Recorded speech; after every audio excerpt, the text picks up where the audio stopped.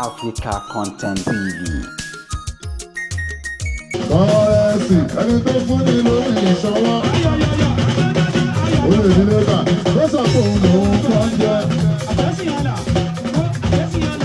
Àsáǹkóso ó lè pọ̀ òun lòun bọ́ síta. Ẹ̀bùn yẹn tó kọ́ tó dé.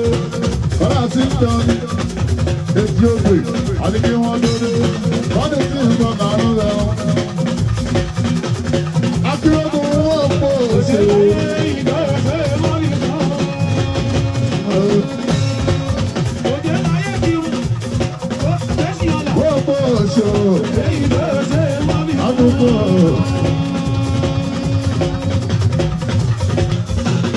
Òkìkí tí máa jà ṣe dànù yóò ní ọmọ èyí tó pọ́n ní sáfẹ́ bí kò kúkú fún ọ ló máa ní alẹ́ ọlọ́run má sọ èdè mi bẹ́ẹ̀ ara tó rí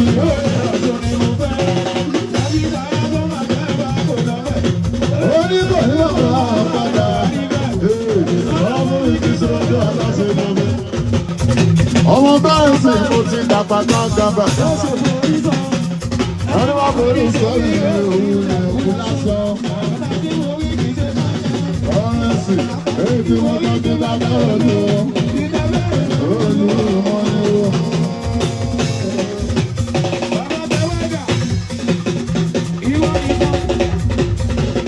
Èyí tí wọ́n tọ́jú dábẹ́ òdo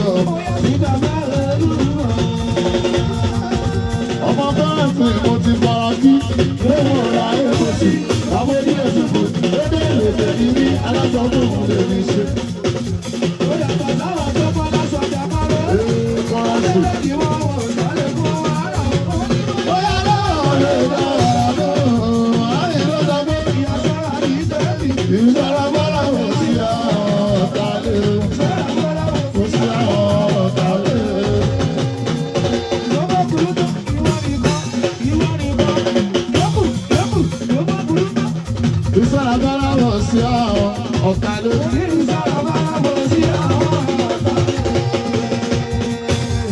Bí mo dúró bí mo wúre fún ẹ, ire mi kò ṣàyíká.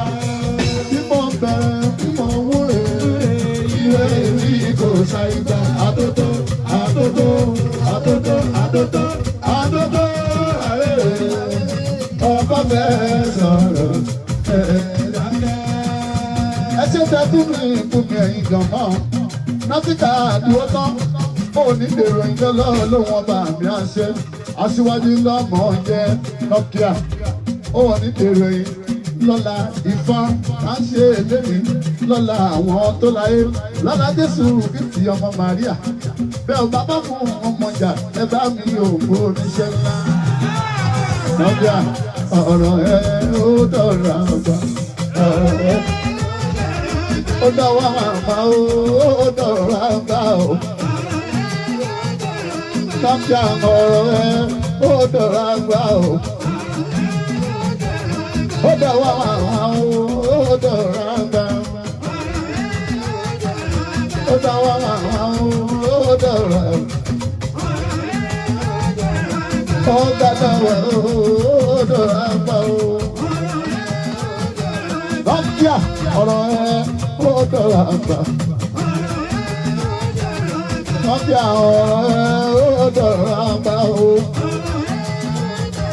Ojú oní ti yẹ o lọ́lá Elédùmarè. Ọmọ àsìyẹ o lọ́lá àwọn ìlú òkè. Àwọn ayé àtẹ̀lé ẹ̀ tẹ̀lé fọ́rẹ̀sì. Òkun níwá òkun lóko lórí bàbá Yésù ẹ lọ sọ́lọ́jà.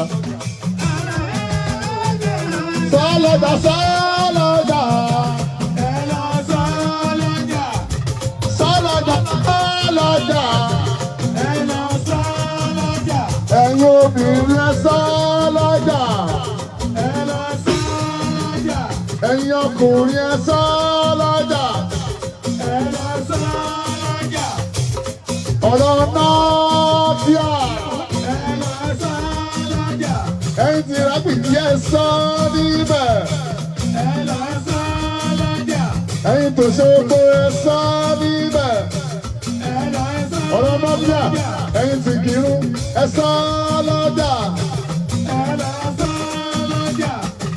sọ́lọ́jà ẹ lọ sọ.